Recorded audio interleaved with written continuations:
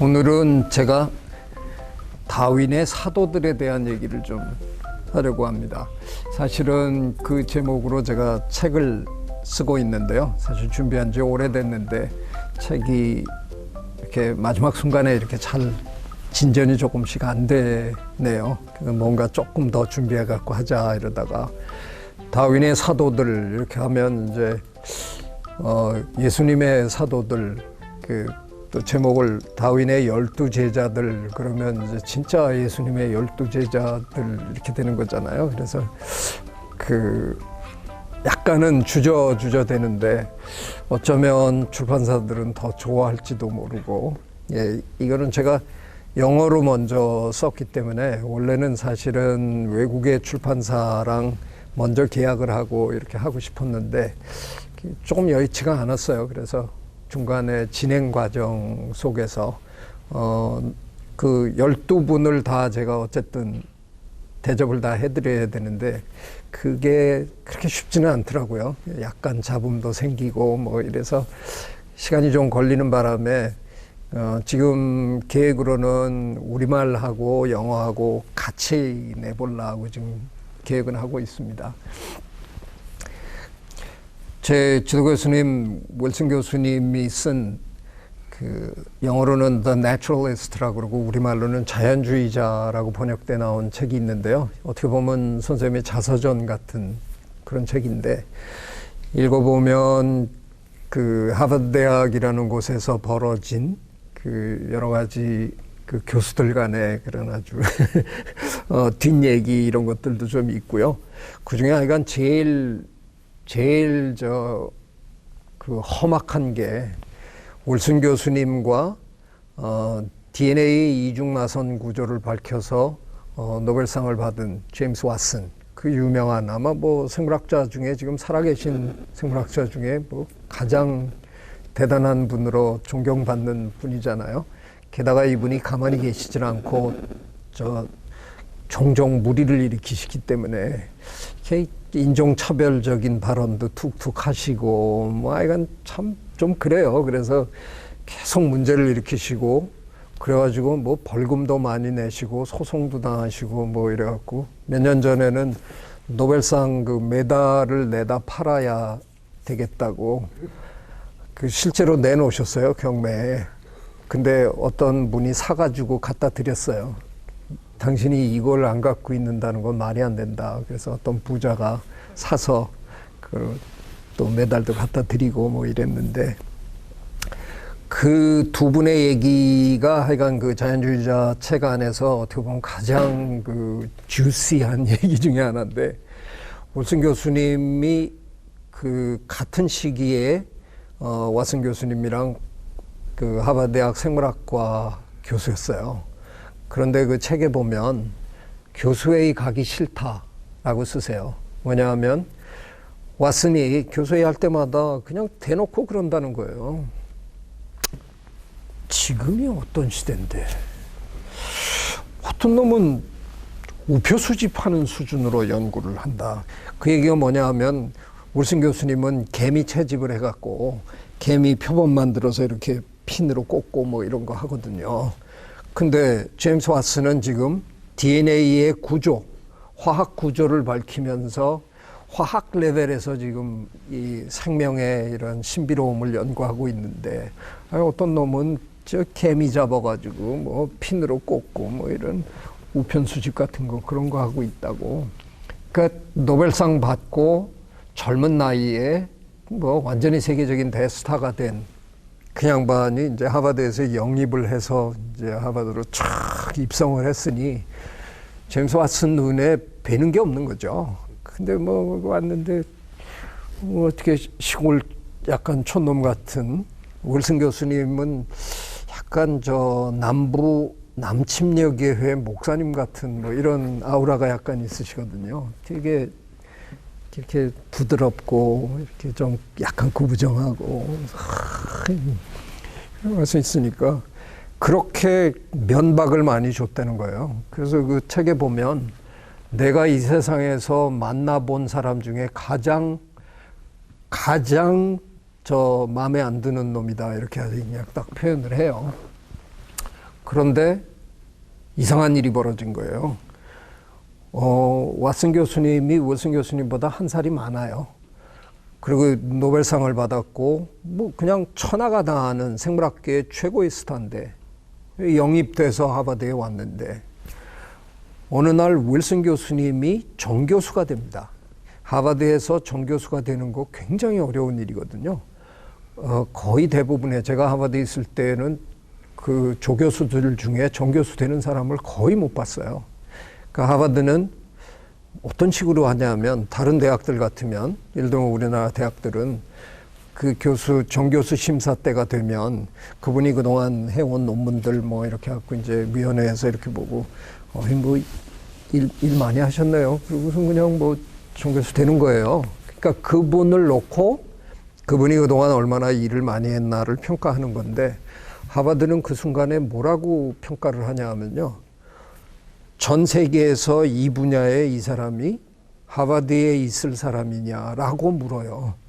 그러니 뭐 만약에 뭐 플로리다 주립대학에 누가 최근에 굉장히 좋은 논문들을 많이 써서 뭐 내 생각에는 그 양반이 더 괜찮은 사람이라고 생각합니다. 그러면 지금 하버드 대학에 있는 조교수는 보내고 그 사람을 데려와야 되는 거예요.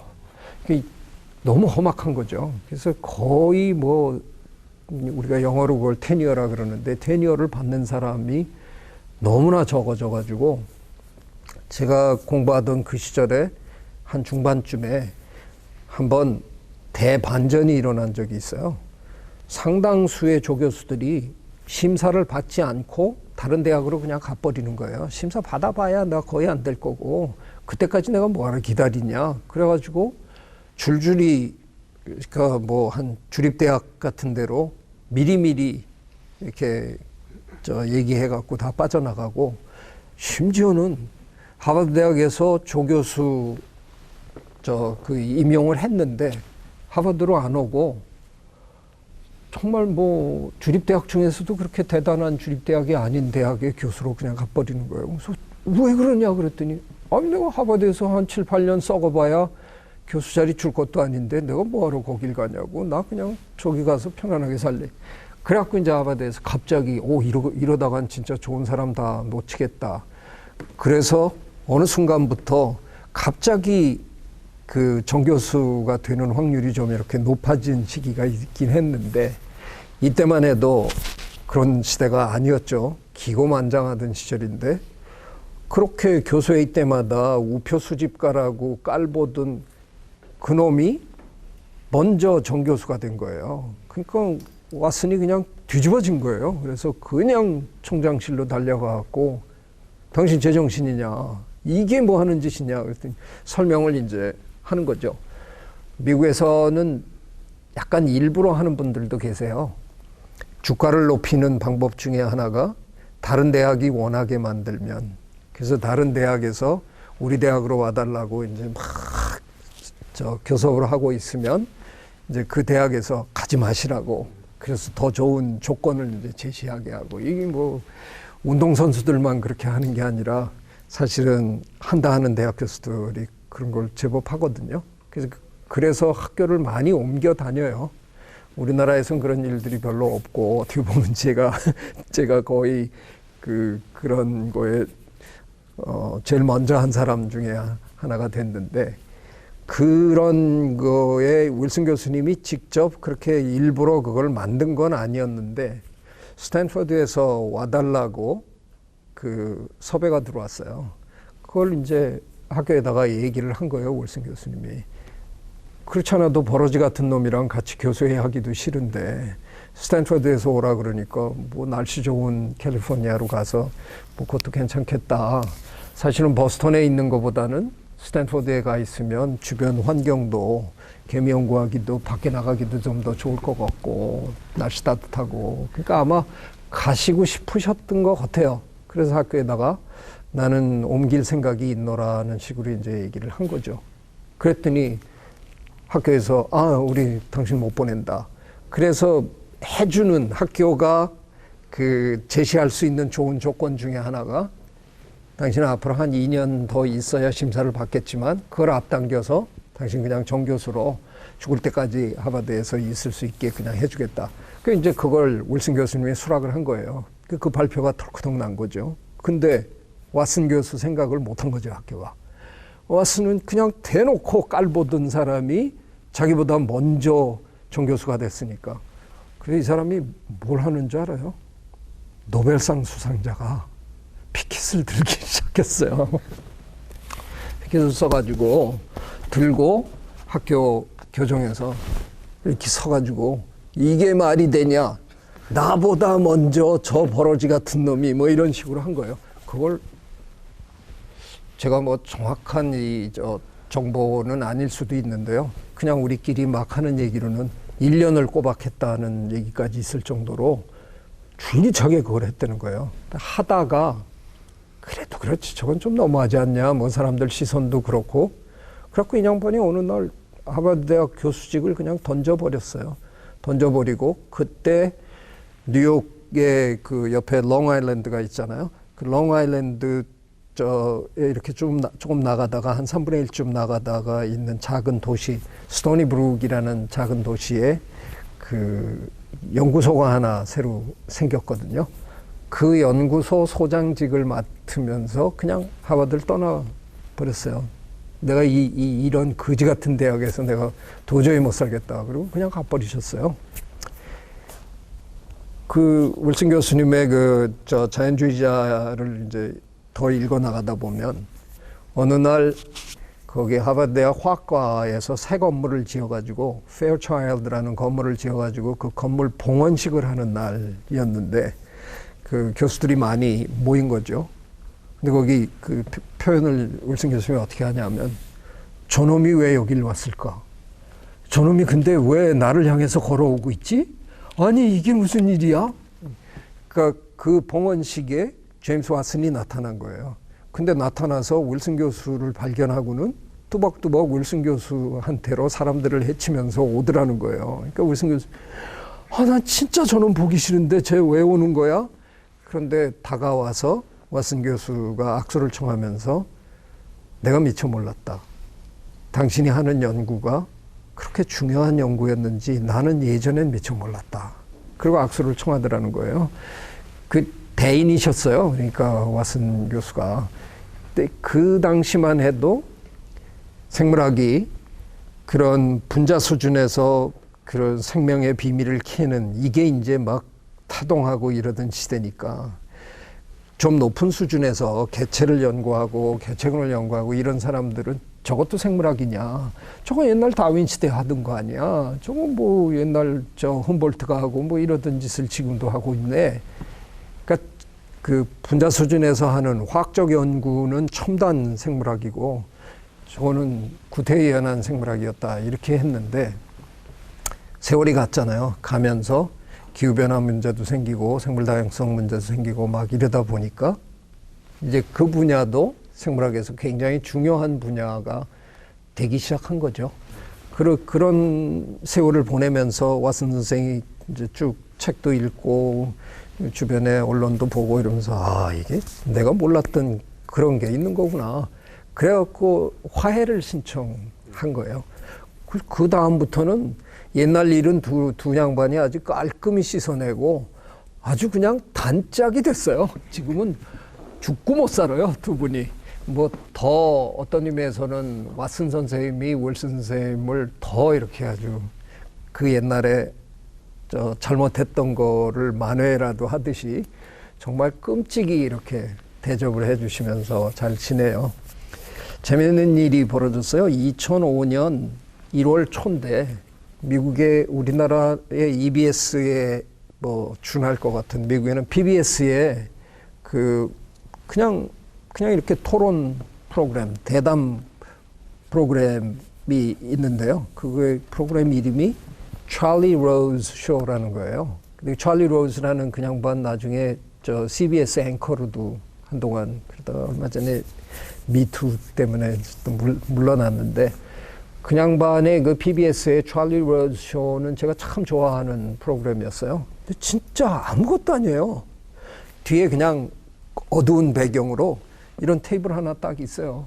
그리고 그냥 찰리 로즈가 그때 가장 그 이슈가 될 만한 분을 한 분 모셔가지고 둘이 그냥 1시간 동안 그냥 얘기해요. 근데 그 깊이가 참 있어요. 그래서 정말 이렇게 고상한 그런 대담 프로그램인데 그 2005년 1월 초에 제임스 왓슨과 이어 윌슨 두 분이 같이 나온 거예요. 찰리 로즈가 뭐라 그러냐면 나는 오늘을 죽을 때까지 잊지 못할 것 같다. 살아있는 생물학계의 두 전설을 내 앞에 이렇게 모셔놓고 얘기한다는 게 나는 이거 잊을 수 없을 것 같다. 근데 두 분을 왜 모셨느냐? 그 두 분이 그 전해에 두 분이 동시에 물론 뭐 똑같은 시간은 아니지만 다윈 전집을 두 분이 다 냈어요. 그러니까 왜 그때 다윈 전집을 내느냐?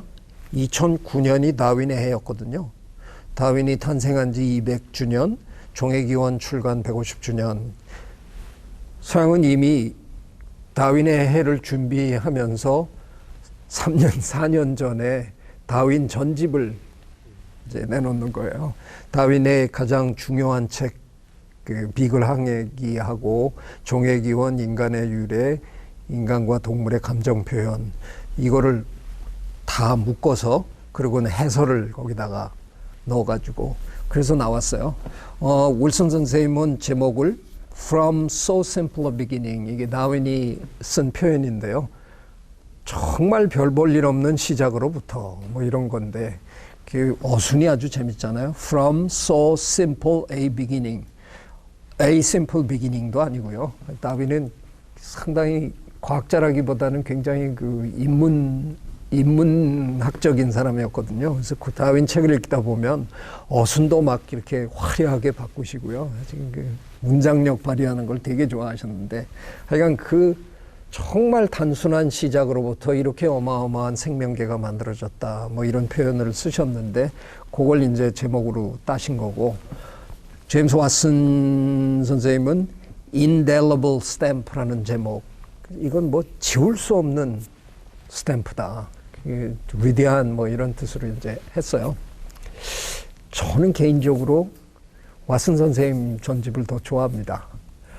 왜냐하면 윌슨 선생님 들으면 되게 섭섭하시겠지만 윌슨 선생님은 이건 뭐 내가 다 아는 거 그래가지고 조금 성의 없이 해설을 하셨고요. 그러니까 이제 뭐 이런 거고 뭐 각 책에 대해서 이제 조금씩 그냥 해설하고 읽어보세요. 뭐 이렇게 약간 그런 기분이고요. 사실은 왓슨 선생님은 진화생물학자가 아니거든요. 유전학자죠. 분자 유전학자. 그래서 이게 당신이 평생 전공한 분야가 아닌 사람으로서 아주 진지하게 하셨어요. 그래서 진짜 해설을 너무나 꼼꼼하게 잘 하신 거예요. 그 읽어보면, 어이구, 어떻게 이렇게 열심히 하셨나, 그게 이제 드러나는데, 두 생물학계를 대표하는 두 대가, 한 사람은 그야말로 실험실 생물학, 그 분자 수준에서 하는 생물학의 뭐 최고봉인 분하고, 야외에서 하는 생물학의 누가 뭐라 그래도 제일 유명한 분하고 두 분을 이제 모셔놓고, 근데 그 두 분이 나란히 찰스 다윈의 그 전집을 2009년을 대비하면서 냈으니까. 그리고 이제 얘기를 해요. 참 재밌었어요, 그게. 두 분의 차이가 막 이제 또 보이고요. 그, 왓슨은 이제 뒤늦게 어떻게 보면 진화론에 막 빠진 그런 분이라 갖고 흥분을 잘 하시는 거예요. 우리 사회에서도 보면 다른 공부하시다가 한 중년 넘어서 진화론에 빠진 분들을 이렇게 만나보면요. 막 숨을 헐떡이면서 얘기를 하세요. 이게 너무, 왓슨 막 그냥 막 얘기를 해요. 한 5, 6분 막 그냥 손짓 발짓 해가면서 막 설명을 해요. 막 이렇게 설명을 하고 나면 윌슨 선생님은 한 1, 2분 내에 깔끔하게 그걸 그냥 딱 그런 거죠. 이렇게 딱 설명하면 근데 그걸 보고 있는데 왓슨 선생님 얼굴이 자꾸 일그러지더라고요. 굉장히 뭐라 그러나요? 이 경쟁심이 이만저만이 아닌 분인데 밀리는 것 같은 걸 본인이 느끼는 것 같은 게 화면에 보이더라고요. 나는 이렇게 열심히 얘기하는데 뭐가 잘 설명이 안 되는 것 같은데, 그렇잖아도 지금 설명이 당신의 주 전공 DNA가 뭐 이런 설명이라면 훨씬 잘하시겠지만 다윈에 대한 설명이다 보니까 그렇지 않아도 저 양반보다 내가 한 수 아래인데 나는 열심히 하는데 저 양반이 여유만만하게 약간 계속 좀 당황하시면서 이렇게 하는 게 제 눈에 보여요. 너무 재밌더라고요. 그래서 이렇게 보고 있는데 중간에 이제 결정적인 질문이 하나 들어가더라고요. 도대체 다윈이 왜 그렇게 중요한 인물이라고 생각하시는 겁니까? 아니, 두 대가가 나란히 전집을 내시다니요. 뭐 이러고 이제 묻는 거예요. 그랬더니 왓슨 선생님이 이제 뭐 거기서 뭐라 그러시냐면, 내 생각에 다윈은 지구상에 태어난 사람 중에 가장 위대한 사람이라고 생각한다. 예수보다도 더 위대하고, 그러더니 우리 엄마보다도 더 위대하다. 이렇게 얘기를 한 거예요. 나중에 제가 왓슨 선생님을 인터뷰를 했거든요. 2009년에 윌슨 선생님이 이제 다리를 놔줘서 가서 다윈주의자 중에 한 분으로 제가 인터뷰하겠습니다. 그래서 그 인터뷰하면서 제가, 선생님이 그 찰리 로스로에서 그 다윈이 우리 엄마보다도 더 중요하다고 얘기하셨는데, 내가 언제 그렇게 얘기를 했냐고. 그래서 제가, 분명히 그렇게 얘기하셨어요. 한번 나중에 보세요. 나 그렇게 얘기한 적 없다고. 근데 그럴 정도로 그분은 그 뒤늦게 다윈의 아예 그냥 굉장한 그 추종자가 된 거예요. 그래서 그 소장님으로서 그 연구소에 다윈 흉상도 만들어 놓고, 그 다윈 흉상을 저한테 얘기를 이렇게 하시더라고요. 다른 데 가보면 다윈 흉상이 다 다윈이 노인일 때 그걸 했다는 거예요. 그래서 당신은 다윈이 젊었을 때 걸로 흉상을 한번 만들어야 되겠다. 그래야 젊은 생물학자들이 거기 와서 연구하면서 저 위대한 더 교감이 있지 않겠느냐. 근데 이제 문제는 다윈이 그렇게 미남이 아니시거든요. 근데 이제 의뢰를 한 조각가는 굉장히 사실적으로 만들어 온 거예요. 그랬더니 이게 왓슨 소장님이 딱 보니까 그 위대한 분인데 별로 잘생겨 보이지도 않고 약간 그러니까 어떻게 이렇게 만들었냐고. 그래서 하여간 뭐 한동안 옥신각신하고, 조각가는 조각가대로 자기 그게 있는데 그럼 나보고 그냥 엉터리로 하라고 그러느냐 뭐 이랬을 거 아니에요. 근데 적절하게 해서 뭐 해놨더라고요. 근데 그럴 정도로 다윈은 참 서양에서는 그 정말 위대한 인물로 이제 존경받는 그런 분이죠. 저는 그 무렵에 프로그램을 딱 보고 난 다음에 나도 해야 되겠다. 그래서 제가 다윈 포럼을 이제 만들었어요. 제 주변에서 그래도 다윈 연구를 한다고 할 수 있는 젊은 학자들을 이제 소집을 해갖고 다윈 포럼을 만들자.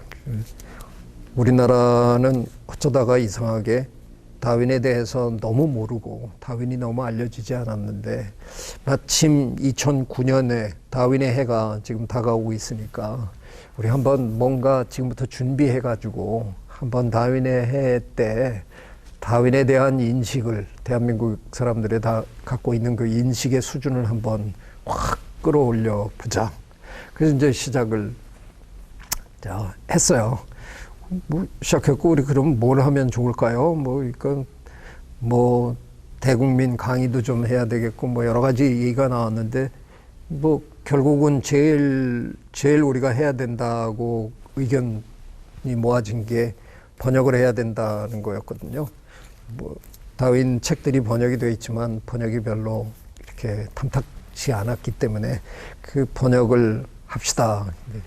저희들 생각에는 2009년에 그 다윈의 책들을 다 번역해서 내고 싶었지만, 제가 일전에도 한번 말씀드린 대로 그건 저희가 이루지 못했고요.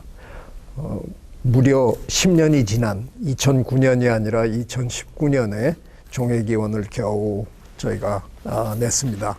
그 서울대 장대익 교수가 총대를 메고 10년을 노력해서 이 책이 나왔고요. 저희는 물론 비글 항해기도 굉장히 중요한 책이긴 한데, 비글 항해기는 어떻게 보면 여행기고요. 그 안에 많은 게 담겨 있긴 해도 본격적인 과학서라고 보기에는 좀 뭐해서 올슨 교수님이나 왓슨 박사님은 그 책도 꼭 포함을 시켰지만, 저희들은 번역을 그냥 종회기원, 그리고 인간의 유래, 그리고 인간과 동물의 감정 표현 요 세 권을 하기로 이제 했어요. 그래서 일단 2019년에 이 책이 나왔고, 제 생각에는 금년에 나올 줄 알았는데 금년도 이제 거의 다 갔네요. 그래서 아마 2021년에 두 권이 마저 출간이 되지 않을까. 그래서 저는 그 세 권을 묶어서 제가 시리즈의 이름을 드디어 다윈 시리즈다 이렇게 이제 붙였습니다. 야, 이게 참 오래 걸렸거든요.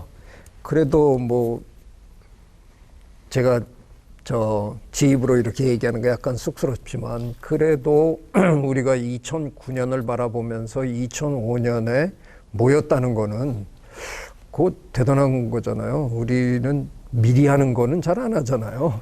우리는 닥쳐야 이제 그때 막 IMF 터지면 그때 금반지 뽑으면서 우리가 남이가, 우리는 꼭 무슨 재난을 당해야 그때 이제 막 추스리고 이러시지, 그걸 미리미리 준비하는 걸 참 못하는 사람들인데, 그래도 제법 우리는 미리 준비를 했거든요.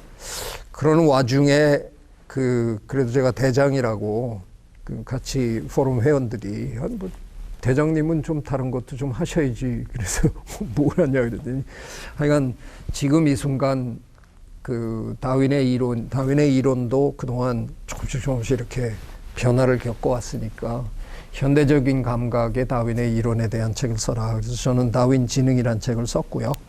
또 그 중간에 언제쯤에 우리 포럼에 참여는 하지 않았지만 어느 순간에 제가 다윈의 이론이 영향을 미치고 있는 분야들은 무엇들이 있을까 하고 좀 쭉 조사를 해봤더니, 너무나 놀랍게도 우리가 이른바 학문 분야라고 생각하는 모든 학문에 다윈의 이론이 다 들어갔더라고요.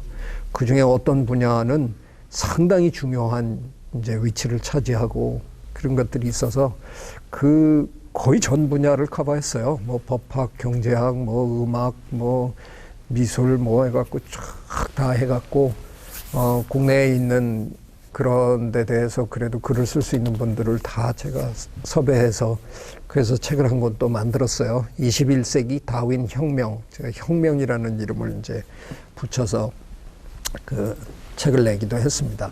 뭐 충분히 읽어볼 만한 지금도 가치가 저는 있다고 생각하는데요. 어쨌든 이제 그렇게 준비하고 있는 와중에 2009년이 이제 딱 됐는데, 제가 사실 굉장히 놀랐어요. 다윈에 대해서 그렇게 아무 관심도 없던 우리 사회가 막상 2009년이 딱 되니까 해외 언론들이 뭐 난리가 났거든요. 그 해를 끝내면서 하루도 다윈에 관련된 행사가 벌어지지 않는 날이 없었다라고 누가 얘기할 정도로 해외 곳곳에서 그냥 끊임없이 다윈 행사들이 일어나고 막 이러니까 그런지 우리 언론들도 거의 모든 주요 언론사들이 다 다윈 특집을 기획을 한 거예요. 신기할 정도였어요. 뭐 모든 신문 또 방송 뭐 다 해갖고 제법 많았어요. 그래서 제법 제 생각에 도움이 많이 됐던 것 같아요. 2009년을 보내면서 그래도 대한민국 국민들의 다윈에 대한 인식이 굉장히 많이 저는 높아졌다고 생각하고요. 그러면서 그 후로 지금 또 한 10년이 흘렀는데, 그 후에 굉장히 많은 다윈 관련 책들, 다윈의 이론을 적용한 그런 사회 문제나 이런 것들을 분석한 책들, 이런 책들도 굉장히 많이 나오고, 그래서 이제는 제가 2009년에 제가 제일 많이 쓰던 표현이 다윈 후진국이라는 표현을 굉장히 많이 쓰고 돌아다녔거든요. 다윈 선생님이 그러시는데 우리는 다윈 후진국이랍니다. 다윈 선생님 굉장히 섭섭해 하십니다. 뭐 이러고 많이 돌아다녔는데 저는 이제는 그렇지는 않을 것 같아요. 이제는 다윈 중진국 정도는 된 것 같다는 생각이 드는데 제가 2009년에 특집 중에 제일 기억에 남는 특집이 그 당시 한국일보에서 기획한 건데요. 저한테 지금 이 순간 다윈이 그야말로 하늘나라에서 내려다보면서 가장 흡족해 할 만한 다윈 학자를 5분만 골라가지고 한번 인터뷰를 해달라. 그러면 신문 1면을 다 주겠다. 그래서 해볼 만한 참 일인 것 같더라고요. 제일 먼저 머리에 떠올린 사람이 누구냐? 리처드 도킨스인데요. 이게 참 자존심 상하는 얘기인데, 리처드 도킨스랑 저랑 그야말로 왜 그 복잡계 이론에서 미국에서 처음 복잡계 이론이 나왔을 때 실험을 해보니까 미국 사람들은 6사람만 거치면 모두가 다 아는 사람이더라. 그 연구 결과가 나왔거든요. 우리나라에서 똑같은 실험을 해봤는데 우리는 2.6명이더라고요. 우리는 2-3사람만 거치면 다 아는 사람이에요. 그 정도로 우리 사회가 훨씬 더 촘촘한 사회인데, 아니 우리 학계에서 진짜 한 2명만 거치면 쟤하고 나하고 서로 아는 사이인데 제가 그동안 한 번도 못 만나봤어요. 사실 만나고 싶었어요. 그래서 한 2번 시도도 하고 그랬는데 뭐 답장이라는 게 없어요. 그냥 완전 무시당하는 거죠. 그래서 이 기회에 언론사가 이렇게 좀 하면 이제 만날 수 있겠구나. 그래서 사실 거기 흑심이 제일 거기 있었고요. 근데 막상 시작하니까 언론사는 저만 믿고 시작했더라고요. 제가 직접 섭외를 해야 되더군요. 아이고, 뭐 온갖 짓을 다 동원했는데 뭐 이메일 제가 한 10몇 번 보냈을 거예요. 안 되더라고요. 그래서 포기할까 그러는 와중에 제가 이제 선택한 분들이 제 지도 교수님, 윌슨 교수님, 그리고 윌슨 교수님 만나러 가는 김에 이미 우리나라에서 그 양반의 책도 많이 나와 있고 상당히 유명해진 언어학자 또는 진화심리학자 스티븐 핑커, 하버드 대학에 있으니까, 하버드 대학 심리학과에 있으니까 가는 김에 그냥 두 양반 만나면 좋겠다. 그리고 오래전에 우리나라에서 대우 학술 강좌라는 걸로 해서 모셔봤던 데니얼 데닛이라는 철학자가 있는데 철학계의 다윈이라고 불리는 분이거든요. 다윈의 이론을 아주 그냥 본격적으로 철학에 접목시켜가지고 지금 뭐 세계에서 이렇게 진짜 이렇게 손꼽는 가장 대단한 철학자 중에 한 분인데 그분, 그리고 제 생각에는 다윈 선생님이 만약에 지금 살아서 돌아오신다, 부활해서 돌아오신다 그러면 저는 제일 먼저 달려가서 만나보실 분이라고 생각하는 게 지금 프린스턴 대학의 명예교수로 있는 그랜트 부부 교수님, 피터 그랜트와 로즈메리 그랜트. 그 두 분은 40년이 넘도록 갈라파고스에 가서 그 다윈 선생님이 예전에 채집했던 그 핀치새를 현장 연구를 40년이 넘도록, 이제는 50년 돼가겠네요, 하신 분들이에요. 그 40-50년이라는 건 사실 진화의 역사로 보면 뭐 눈도 깜짝할 정도도 안 될 정도로 짧은 기간이지만 그래도 한 40-50년을 줄기차게 현장에서 지켜봤더니 다윈 선생님이 얘기하신 그런 진화의 다이내믹한 그런 게 보이는 거예요. 그래서 그거를 그야말로 이제 구구절절히 다 이렇게 기록하신 거니까 아마도 다윈의 후계자 중에는 다윈 선생님이 가장 총애하실 것 같은 분들이에요. 그래서 이제 그분들. 근데 윌슨 교수님한테 도킨스하고 저하고 어떻게 좀 연결 좀 시켜주시면 안 되냐. 그랬더니 윌슨 교수님 저한테 뭐라 그러냐면 내 연락도 안 받아. 그래갖고 데니얼 데닛 교수한테 또 똑같은 이제 부탁을 해봤어요. 그랬더니 뜻밖의 데니 교수가 내가 한번 연락해 보겠다고. 두 분이 상당히 친하거든요. 왜냐하면 데니 교수님이 그 도킨스의 그런 책들을 뭐 엄청 인용하면서 거기서부터 출발해서 막 이렇게 철학적으로 풀어내고 이러니까 둘이 뭐 덜 수 없이 가까운 단짝이거든요. 그러니까 이를테면 도킨스의 가장 막강한 친구, 우방이죠. 그래서 그럼 그렇게 해주시면 너무 고맙겠다고. 얼마 있다가 연락이 왔는데 내 연락도 짚네. 그래서 그럼 어떻게 해야 되냐고 그랬더니 저 제안이 있는데 한번 그렇게 해봐라.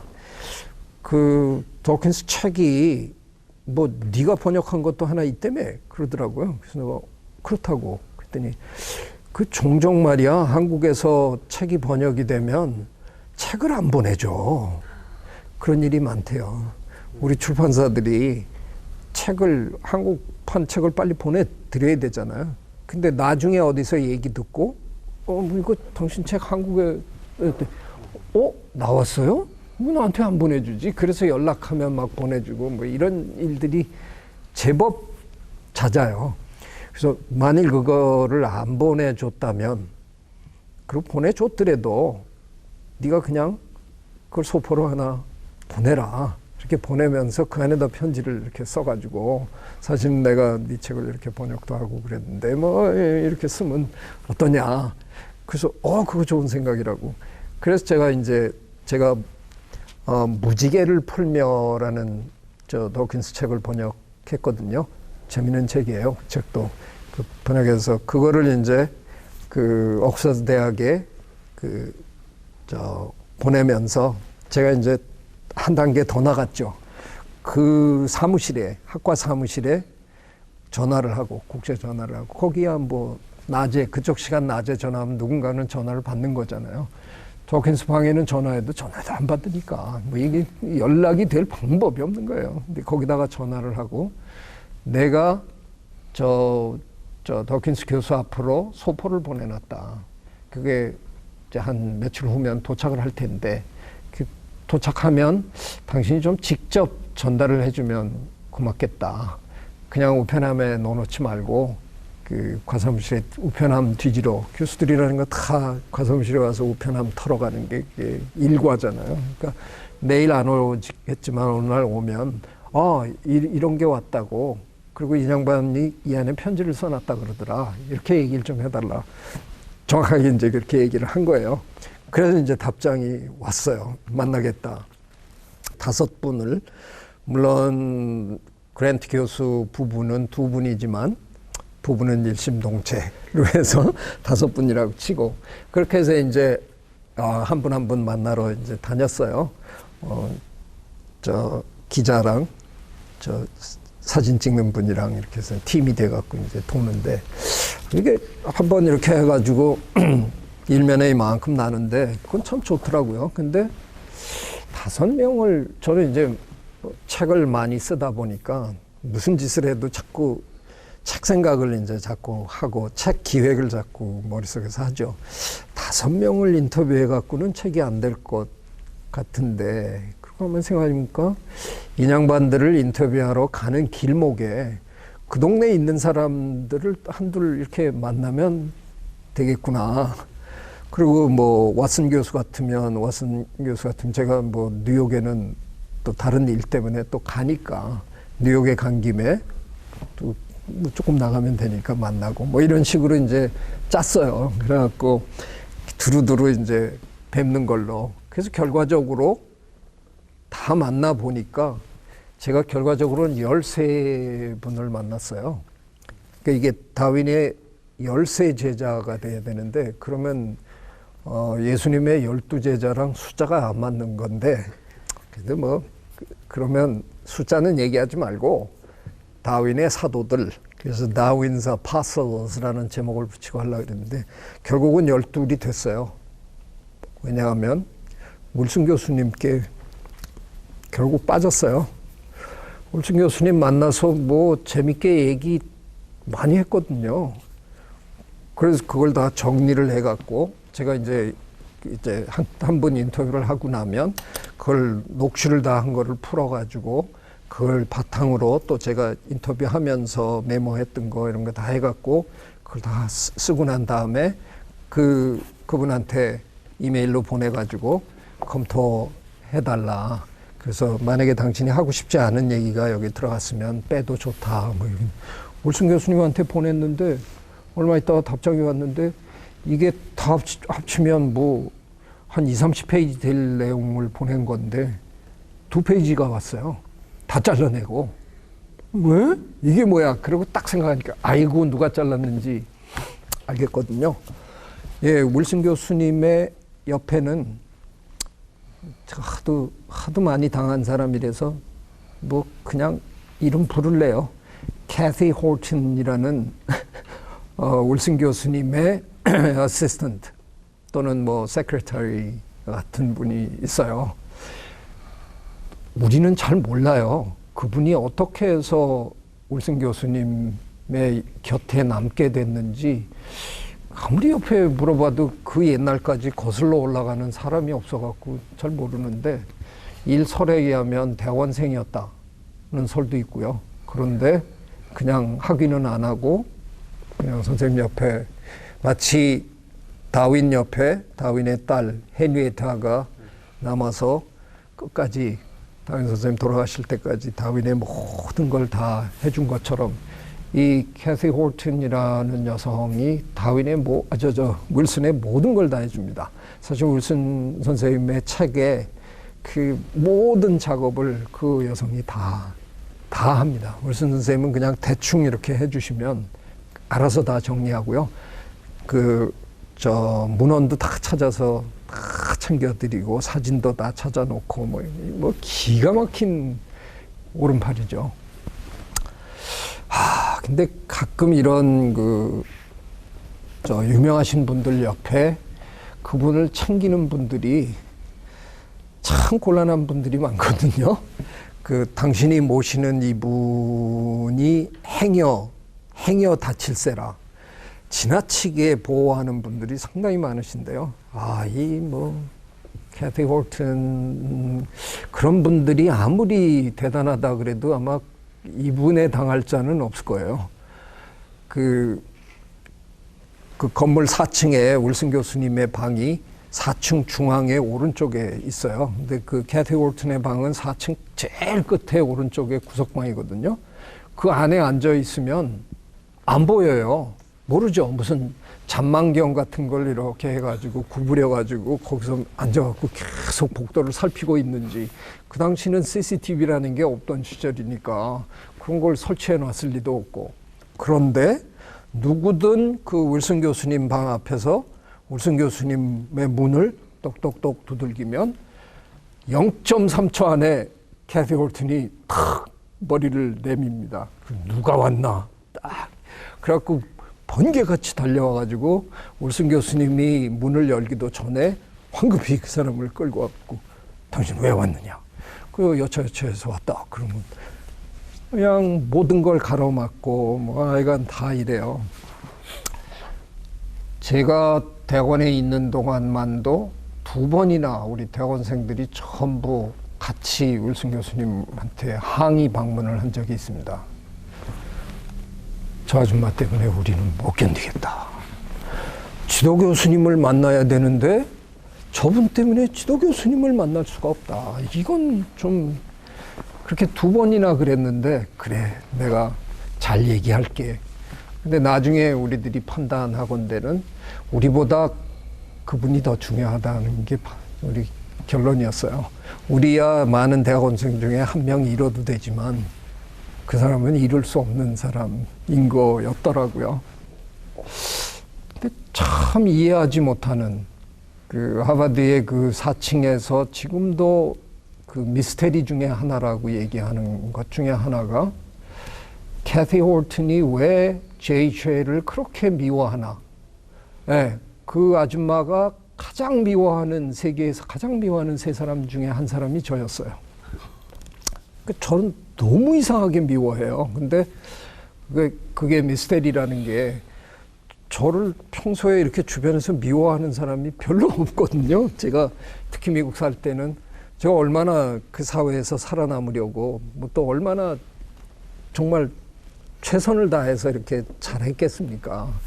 평소 제 또 뭐 성격이 그렇게 뭐 그렇게 건방지게 막 이렇게 막 이러고 그러지도 않는 사람인데 온화한 편인데 또 거기서 더 붙여서 그 나라에서 살아남으려고 거의 비굴할 정도로 제가 이렇게 남들에게 잘하고 있는데 그런 너를 왜 저렇게 미워하냐 이게 참 이해가 안 될 정도로 좀 그랬는데 예, 그 캐티 홀튼이 제가 보낸 그거를 이제 다 난도질을 한 거예요.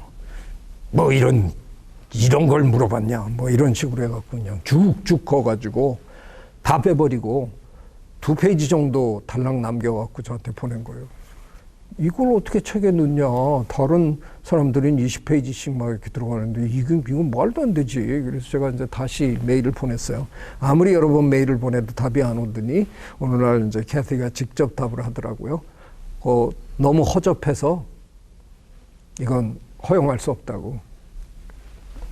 저도 열받잖아요. 이게 뭐 지난 몇십 년 동안에 다 쏟아지기도 하고 그래서 캐티 이게 네 말이냐 아니면 에디의 말이냐 그걸 밝히라고.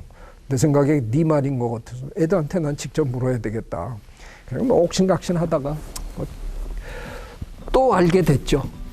저보다는 제 지도 교수님에게는 그 여인이 훨씬 더 중요한 저는 여러 제자 중에 그냥 한 명인 거고 그분은 없어서는 안 될 중요한 분이었다는 걸 이제 발견을 하고 예, 결국은 윌슨 선생님은 빼버리고 그래서 12명이 됐습니다.